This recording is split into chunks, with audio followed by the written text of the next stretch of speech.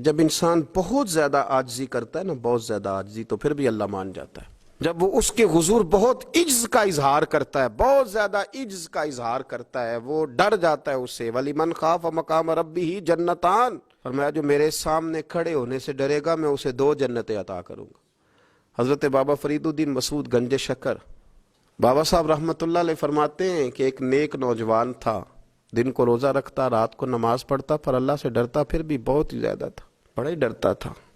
موت کا وقت آیا تو ماں ہی تھی بس اس کی، تو ماں سے کہنے لگا اماں تو میری ماں ہے، میرے ساتھ 3 وعدے تو کر۔ اس نے کہا پتر تو بتا، آخری ہج کی لے رہا ہے اور اس غریبنی ماں سے تو وعدہ لے رہا ہے، بتا کیا وعدہ ہے؟ عرض کرنے لگا اماں جب میں مر جاؤں نا تو میرے گلے میں رسی ڈال کے تو مجھے گھمانا گھر کے صحن میں، اور لوگوں کو کہنا جو رب کی نافرمانی کرے اس کا یہی حال ہوتا ہے۔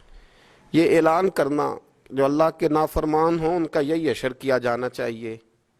اور اماں پھر دوسرا وعدہ کر، میرا رات کو جنازہ اٹھایا جائے، میں نہیں چاہتا کہ کسی کے منہ سے یہ لفظ نکل جائیں کہ وہ دیکھو اللہ کا نافرمان جا رہا ہے، رات کو میرا جنازہ اٹھانا۔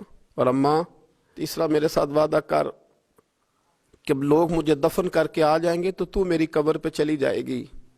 عمل میرے پاس کوئی نہیں، پر مجھے لگتا ہے ماں کے قدموں کی برکت سے عرش کا مالک بھی رحم فرمائے گا۔ اماں تو وعدہ کر۔ بابا صاحب رحمۃ اللہ علیہ فرمانے لگے کہ ماں، بوڑھی ماں نے وعدہ کر لیا، کہا بیٹے ٹھیک ہے، اگر تیری یہی ضد ہے تو میں تیار ہوں۔ پھر اس نے کلمہ شہادت پڑھا، اس نوجوان کی روح پرواز کر گئی۔ بوڑھی ماں نے رسی منگائی تو وَلِمَنْ خَافَ مَقَامَ رَبِّهِ جَنَّتَانِ، جو ڈر جائے، اس نے تو کہا تھا نا کہ رسی ڈال کے گھمانا اور کہنا یہ اللہ کا نافرمان ہے، اس کا یہی اشر ہونا چاہیے تھا۔ لیکن جب ماں گلے میں رسی ڈالنے لگی تو گھر کے ہر کونے سے آواز آنے لگی، خبردار یہ رب کا دوست ہے، اللہ کے دوستوں کے ساتھ اس طرح کا معاملہ نہ کیا جائے، اسے چھوڑ دیا جائے۔ اور کہا تمہیں کچھ بھی اور کرنے کی ضرورت نہیں ہے، یہ تو رب کا دوست ہے اور رب کی بارگاہ میں حاضر ہو گیا۔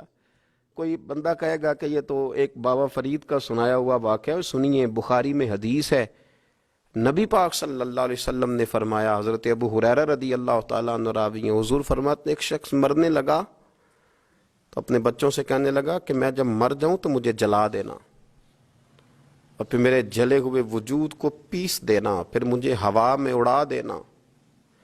پتر مجھے اڑا دینا، مجھے بڑا ڈر لگتا ہے، اگر رب نے مجھ سے حساب پوچھا تو میں قابل نہیں ہوں، اڑا دینا مجھے ہواؤں میں، اگر اس نے مجھ سے حساب لیا تو بڑا سخت حساب لے گا۔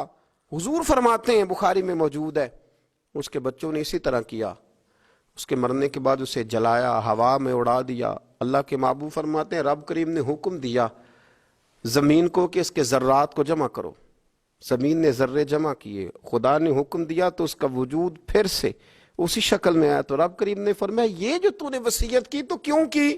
اللہ جانتا ہے کہ نہیں جانتا؟ یہ کی تو کیوں کی؟ تو رو پڑا، کہنے لگا اللہ میرے اندر تو طاقت نہیں تھی تیرے سامنے کھڑا ہو کے حساب دے سکوں، تجھے منانے کے لیے تیرے خوف سے ڈر گیا، میں ڈر گیا۔